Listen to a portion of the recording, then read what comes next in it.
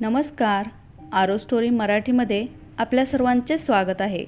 आज आपण ऐकणार आहोत एक बोधकथा, बेडूक आणि उंदीर. एका जंगलात एक छोटं जलाशय होतं. त्यामध्ये एक बेडूक राहत होता. त्याला एकटेपणा जाणवत होता. त्यासाठी त्याला एखाद्या मित्राची गरज भासत होती. एके दिवशी त्या जलाशयाच्या जवळच्या झाडाच्या खालून एका बिळातून एक उंदीर बाहेर निघाला. त्या उंदराने बेडकाला विचारले की मित्रा, काय झाले, तू उदास का बरं आहेस? यावर बेडकाने उत्तर दिले की मला कोणीही मित्र नाही ज्याच्याकडे मी मोकळेपणाने गप्पा करू शकेन. त्याचे म्हणणे ऐकून उंदीर म्हणाला, अरे, आजपासून मीच तुझा मित्र आहे असे समज. मी नेहमी तुझ्याबरोबर राहीन. असं ऐकून बेडूक आनंदी झाला. ते दोघे मित्र तासनतास गप्पा करायचे. आपल्या मनातले एकमेकांना सांगायचे. कधी बेडूक उंदराच्या बिळात जायचा, तर कधी उंदीर जलाशयाजवळ गप्पा करायला यायचा. दिवस सरत गेले. एके दिवशी बेडकाच्या मनात आले की मी तर उंदराच्या घरात जातो, पण कधी उंदीर माझ्या जलाशयाच्या घरात येत नाही. ह्याला कसे काय माझ्या घरात आणू?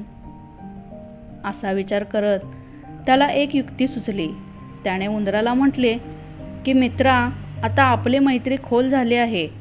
असं काही करावं की एकमेकांची आठवण आल्यावर त्याची जाणीव झाली पाहिजे.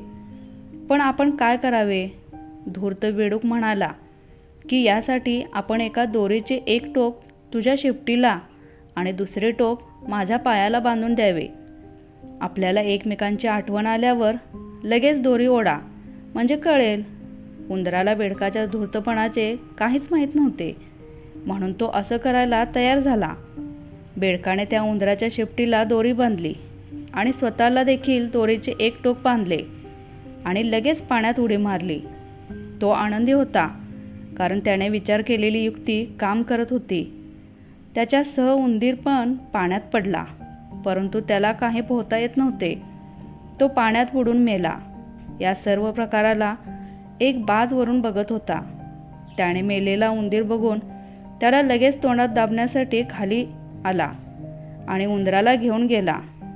त्या उंदराच्या शेपटीला बेडूक बांधला गेला होता, त्यामुळे तो देखील त्या बाजाचा शिकार बनला.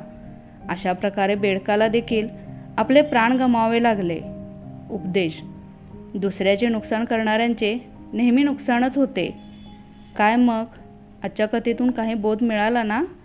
तुम्हाला जर आजची कथा आवडली असेल तर लाईक, शेअर आणि कमेंट करा. आणि अशाच आणखीन कथा ऐकण्यासाठी चॅनेलला सबस्क्राईब करा.